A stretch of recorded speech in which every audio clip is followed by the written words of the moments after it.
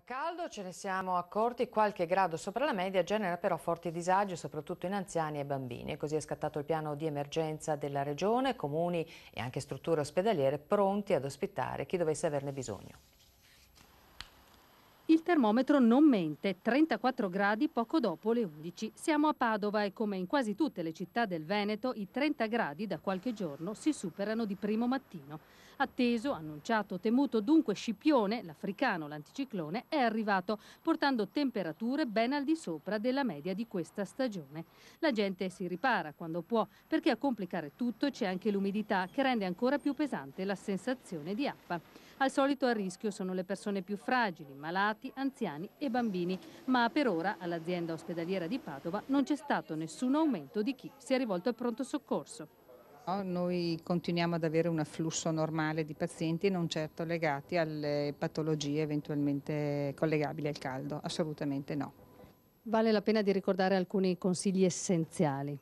Si deve cercare di evitare di uscire nelle ore calde, si deve cercare di bere molto, di vivere in ambienti possibilmente con aria condizionata, se questo non è possibile di tenere le serrande abbassate, ventilare solo nelle ore notturne per permettere un ricircolo d'aria un attimino più fresca e l'alimentazione molto corretta ricca di frutta, verdura.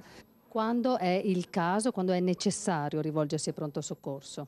Nel momento in cui compaiono i sintomi che possono preoccupare e che generalmente sono legati al cosiddetto colpo di calore. Il paziente viene portato qua a volte in stato di semi-incoscienza oppure non perfettamente consapevole di quello che sta facendo oppure con un febbrone alto, ma sono casi abbastanza rari.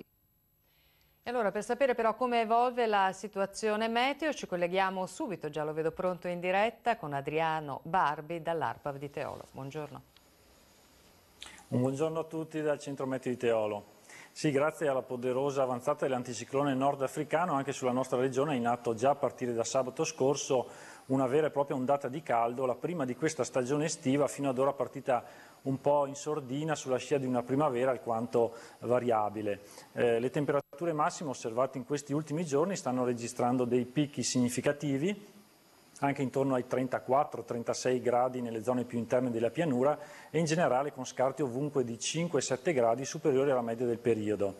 Per i prossimi giorni la situazione termica non varierà di molto, quindi temperature molto alte, almeno fino a venerdì, con picchi massimi che in alcune zone di pianura potranno raggiungere i 37-38 gradi e minime di notte che difficilmente scenderanno sotto i 19-20 gradi. Da sottolineare inoltre che l'assenza di rimescolamento dell'aria nei bassi strati dovute a questa situazione di alta pressione favorisce tassi di umidità relativamente alti, quindi accentuazione della sensazione di caldo e peggioramento della qualità dell'aria dovuto all'aumento delle concentrazioni di ozono.